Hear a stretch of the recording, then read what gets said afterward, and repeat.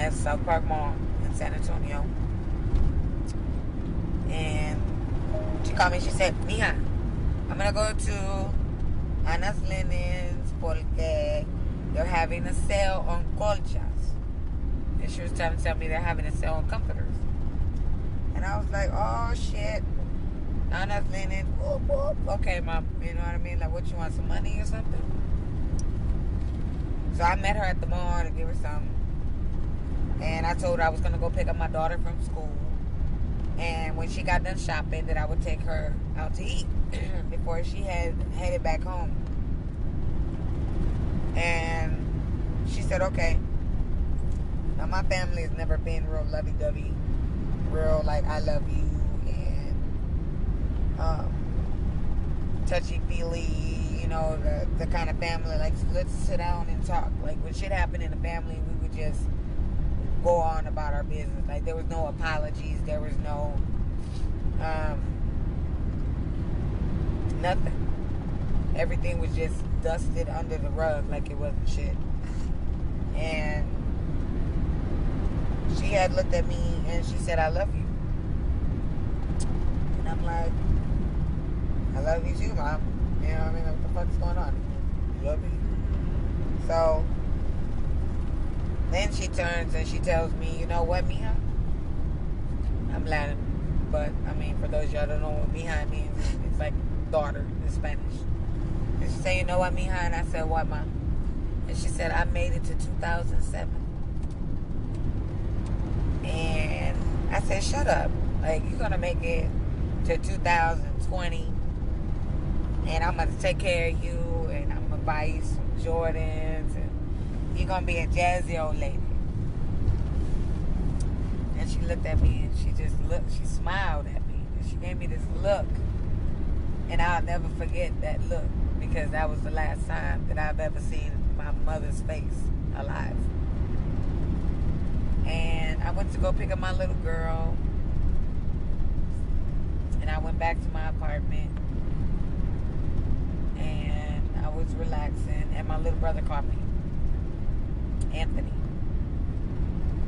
I've never heard my baby brother cry. Ever. This is the youngest. So he calls me.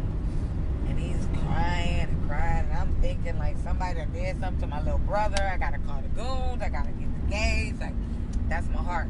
So, you know, they touch my brother, it's a wrap for you, pretty much.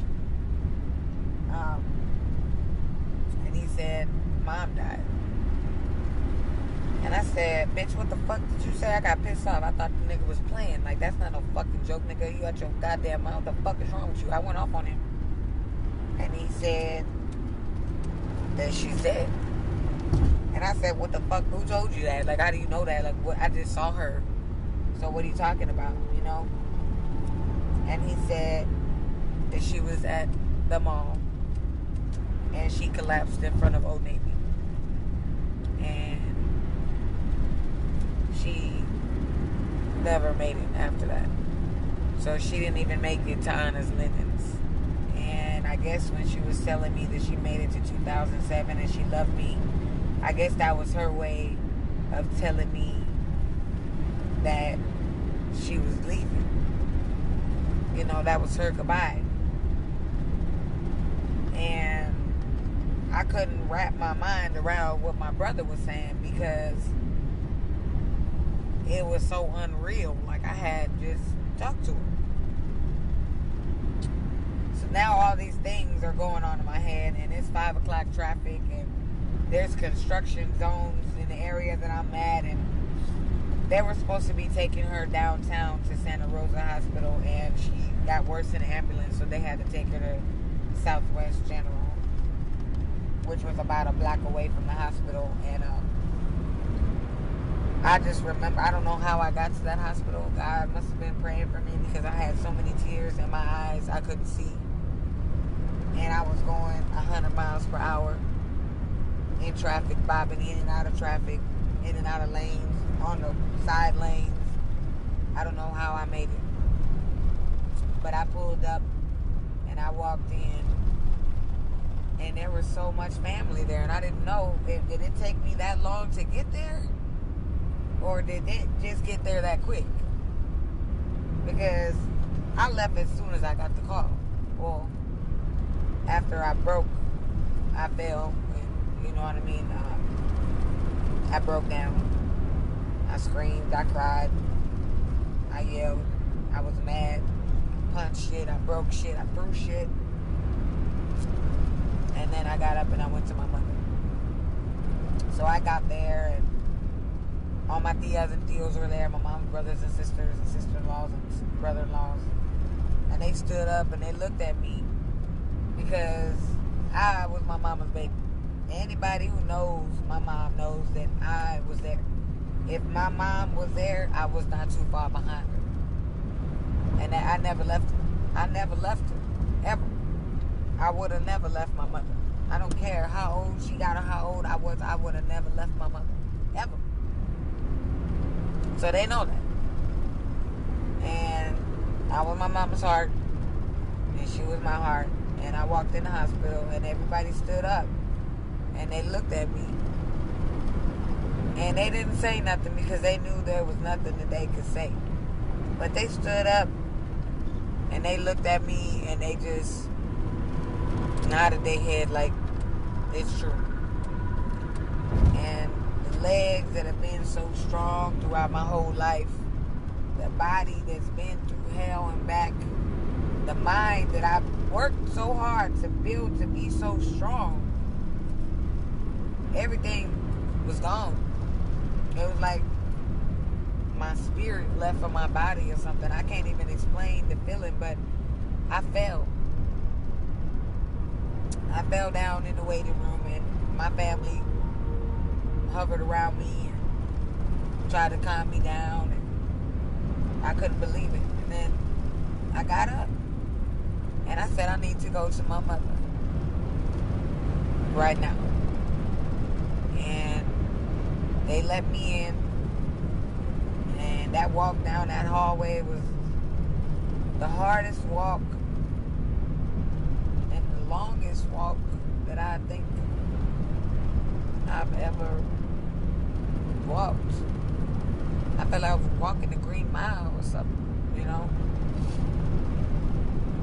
And I got closer to the door, and I turned in, I looked in there, and she was laying there. She looked like she was asleep. And I got my mother's body in front of me. When just an hour ago, she was telling me she loved me. So now, I'm in shock. I'm not knowing what the fuck is going on. I'm not knowing what to feel. I'm not knowing what to think. And I'm a very spoiled person.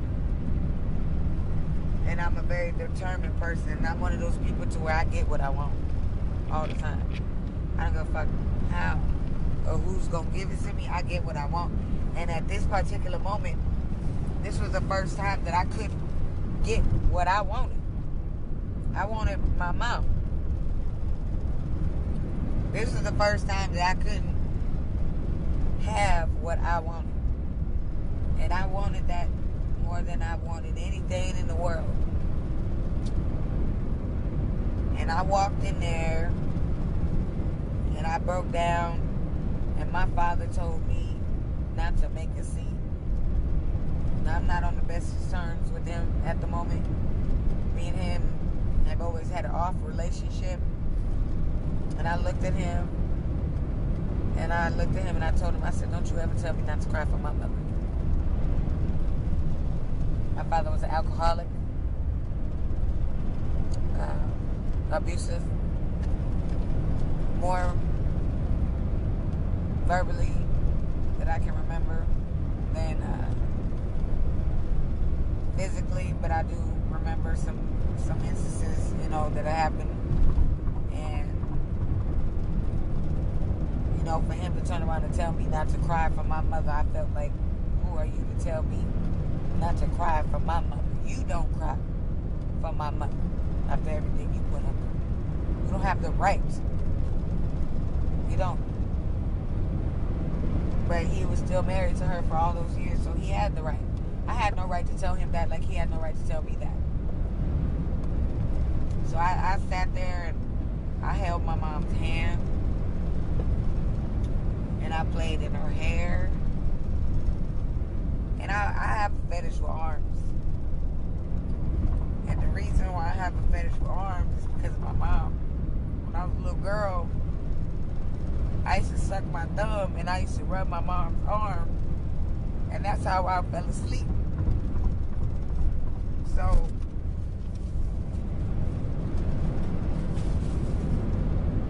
for so long, that's all I did. Even when I was an adult and I used to go to the house and I used to go visit her, I would go sit next to her and I would rub her arms. Because that was my comfort zone. So when my mom passed away and I was sitting in the hospital with her, I laid down next to her. I laid next to her. I laid my head on her shoulder. I rubbed her arm like I used to. And I was praying so hard. I was praying so hard, y'all. I was praying hard. I was praying like I ain't never prayed before in my life. And I told God, I said, if you bring her back, I will never do nothing wrong again in my life. And I pled with them and I begged, but my mom was gone. She was gone. But in my mind, I felt like when you're a parent, you have unconditional love. And you feel like you have so much love in your heart that your love can fix anything. So I felt like if I held on to her a little harder and a little tighter and longer, that all the love that I had for my mom would come out of me and go into her and bring her back to life. That's how I felt. Like I was superwoman and my love was just that powerful. That's how I felt. And I tried to wake her up. I got her arm and I put it around my neck and I told my mom, I said, Mom, if you grab me and you just have a little bit of strength to grab me, I will take you out of this hospital. I told her, just grab me. Just grab me. I will take you out of here. And her arm fell. And I did it again and I picked her up and I did it for an hour and some change. And her arm fell. And I got her arms again and I put them around me and I said, grab me. Grab me so I can take you away from here. And they fell. And I sat there and did that until damn near 9 o'clock at night. And I think that it was just the most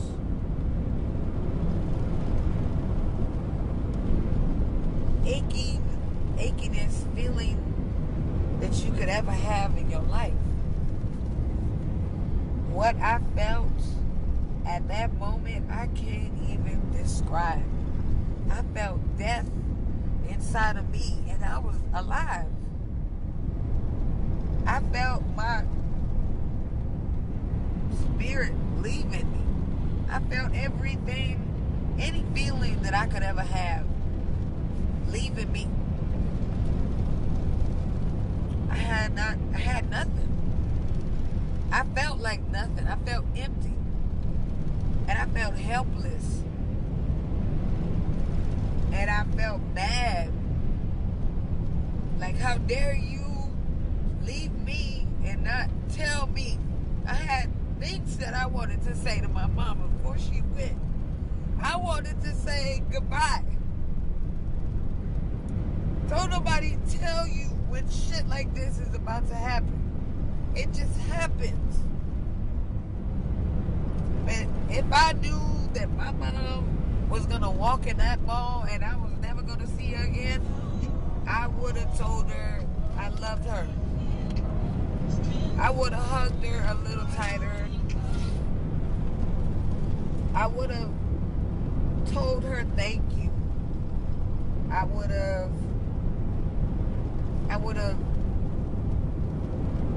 told her what it meant to have a mother like her throughout the years. I would have thanked her for the things that she did teach me.